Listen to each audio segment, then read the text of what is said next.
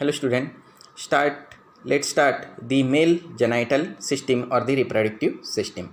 So the male genital organ are classified into the two types, that is the external genital organ and the internal genital organ.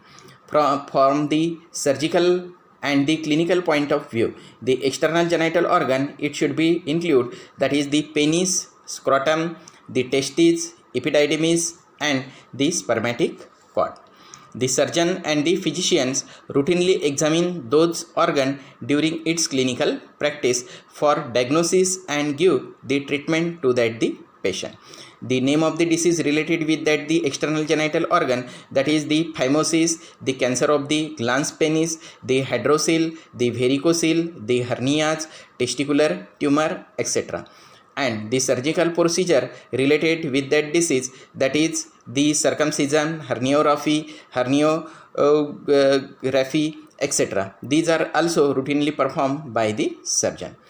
Then the internal genital organ. Internal genital organ includes the testes, epididymis, prostate, then the bulbourethral gland, seminal vesicles, ejaculatory duct and penis, and the vasa differentia. So these are the internal genital organ. So let's start the details of these organs. So this is the male genital organs, that is the testes, epididymis, vasa differentia, then the seminal vesicle, ejaculatory duct, this is the prostate gland, this is the prostatic urethra, penis, and this is the scrotum. So these are the external and internal genital organs in the male. So let's start from, that is the prostate. So this one. Then this is the prostate. It is the pyramidal shape fibromuscular glandular organ which surround the prostatic urethra. So this part of the urethra, it is called the prostatic urethra. The prostate gland secrete acid phosphatase, fibrinolysin, citric acid, amylase, prostate specific antigen, that is called the PSA, and the prostaglandins. Its secretion also form the bulk of seminal fluid. In female, it is homologous with the paraurethral gland of the skin. Then the location of the prostate. The prostate, it is located into the lesser pelvis below to the neck of urinary bladder and above to that the urogenital diaphragm. So here you can see that is the urogenital diaphragm, this one. Shape, size and the weight.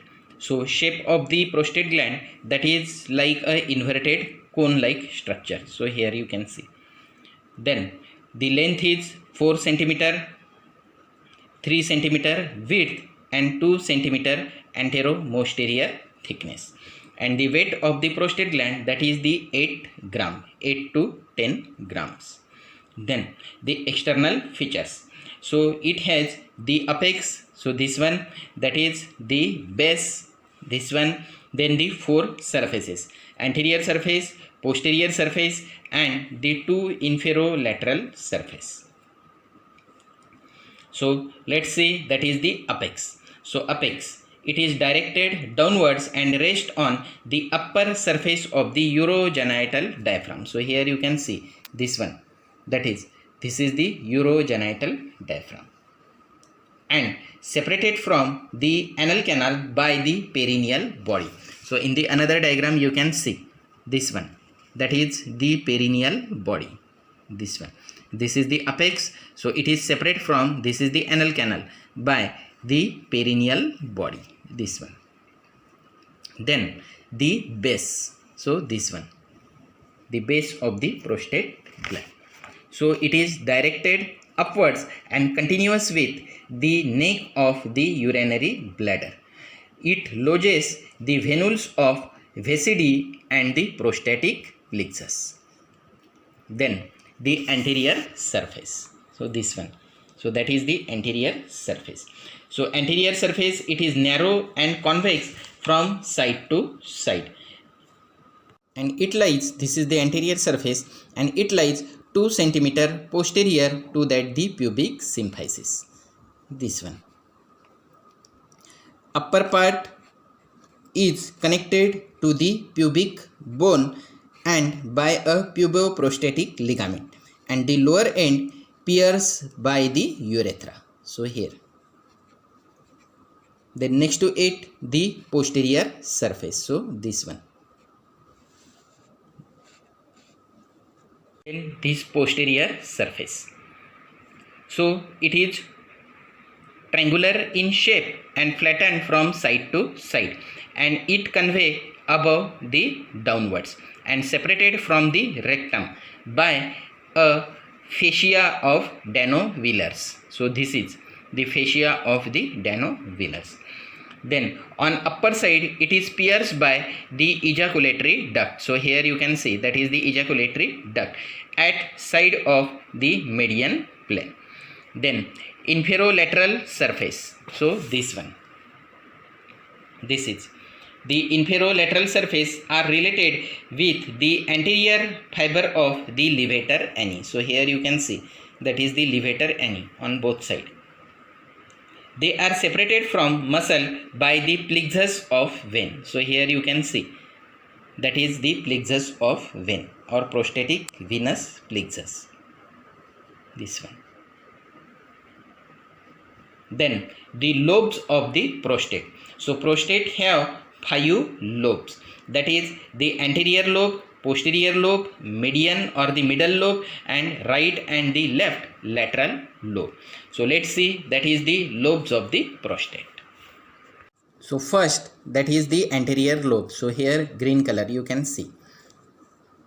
So anterior lobe, it is the small, or this lobe it is also called the isthmus, connecting the lateral lobe. So here that is the 2 lateral lobe. So here that is the anterior lobe that should be connected on the both side. Then there is no glandular tissue is present. So no adenoma should be occurs. Adenoma means that is the benign tumor of the glandular tissue. And as there is no glandular tissue, so there is no chances to forming that the benign tumors of the glandular tissue, that is the adenoma. Then the posterior lobe. So this one. So the posterior lobe, it connects the 2 lateral lobe behind the median lobe and behind the prostatic urethra. So here you can see that is the prostatic urethra.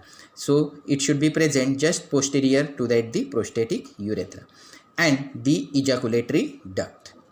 The adenoma never occurs, but primary carcinoma may be occurs into this lobe. Then the median or the middle lobe.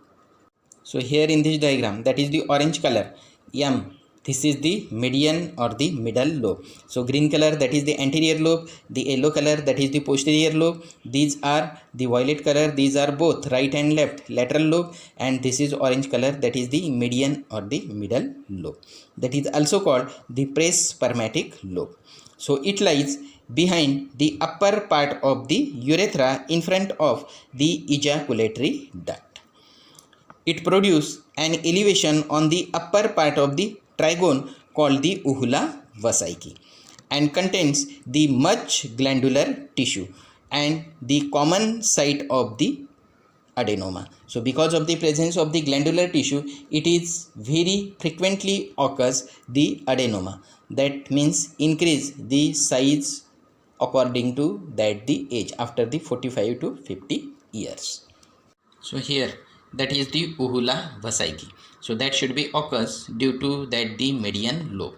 So this is uvula vesicae. Then the lateral lobe. So this one, the lateral lobe on each side of the urethra. So this one. On the posterior surface of the prostate, 2 lateral lobes are separated from each other by the posterior median sulcus.